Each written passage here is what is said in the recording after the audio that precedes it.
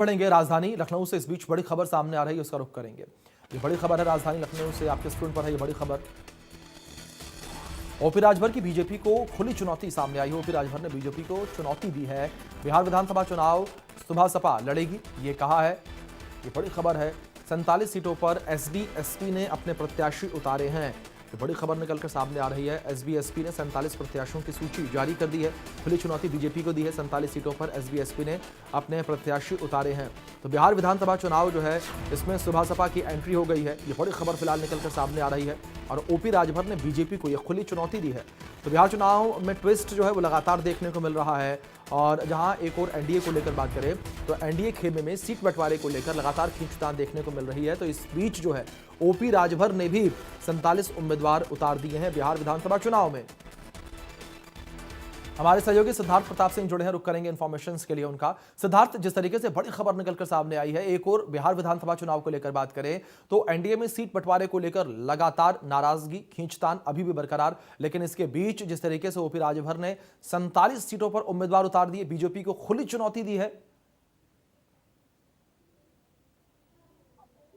देखिए, बिल्कुल रोहित, आपको बता देते हैं, बिहार चुनाव में अपने ही कहीं ना कहीं पराये होते जा रहे हैं।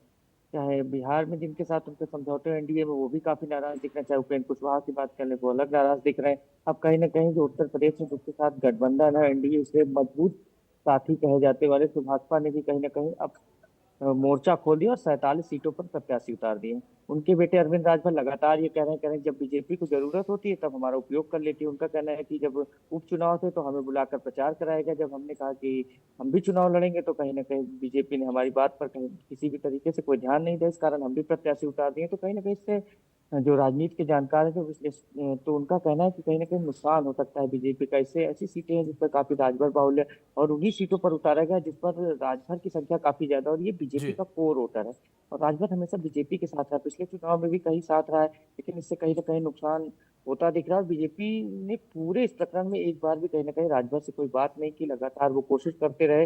अकॉर्डिंग टू सोर्सेज जो खबरें निकलकर सामने आ रही है, किसी भी तरीके से कोई बात नहीं हो पाई, ना कोई बात बन पाई। उसके बाद अंतिम समय में कहीं ना कहीं 47 प्रत्याशी उतार दिए गए। और आपको बता दें, सबसे महत्वपूर्ण बात, उनके जो प्रदेश अध्यक्ष है वो खुद चुनाव लड़ रहे हैं। और लगातार अब कहीं ना कहीं ये बीजेपी के लिए मुश्किल भरा दौर है। कहीं ना कहीं अपने ही अब पराये होते जा रहे हैं।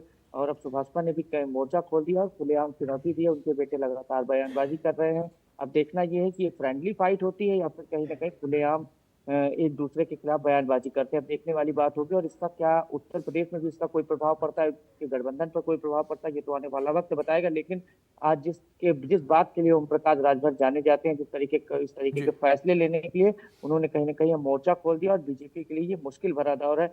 अब कहीं ना कहीं इंडिया गठबंधन से तो लड़ना ही पड़ेगा। कहीं आप जो अपने लोग हैं वो उसके सामने भी कहीं ना कहीं बीजेपी को लड़ना पड़ेगा, और बड़ी चुनौती है। और फिर हम लगातार ये बताएंगे जिन सीटों को, जो चुनिंदा सीटें तो 47 उन पे उतारा गया है, जिसपे कहीं ना कहीं बीजेपी ने पिछली बार उसमें लगभग ज्यादा से ज्यादा सीटें जीती थी, तो कहीं ना कहीं उसमें राजभर बिरादरी का काफी वोट है।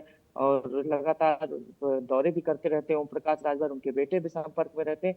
तो रोहित, ये मुश्किल भरा दौर है। देखना ये है कि किस तरीके से बीजेपी इस देश को डैमेज कंट्रोल करती है, या एक फ्रेंडली फाइट होगी, ये तो आने वाला वक्त बताएगा। लेकिन बिल्कुल। जितना अकॉर्डिंग टू सोर्सेज निकल कर सामने आ रहा है, सुबह पूरी ताकत से चुनाव लड़ेगी और ये दिखाएगी कि हम कमजोर नहीं है। और एक चीज जो सबसे महत्वपूर्ण है, उसका ये कहना है, अगर हम यहाँ जो अकॉर्डिंग टू सोर्सेज उनके प्रवक्ता लगातार ये बता रहे हैं, कैमरे के सामने तो कोई कुछ बोलने को नहीं था, लेकिन उनका कहना है कि देखिए, अगर हम इस तरीके से अपना हक नहीं मांगेंगे तो उत्तर प्रदेश में जो चुनाव होंगे 2027 में, उसमें भी हमें दबाया जाएगा। तो कहीं ना कहीं ये एक तरीके से पिच पर बैटिंग की जा रही है 2027 के चुनाव को लेकर, और ये दबाव बनाने की कोशिश है।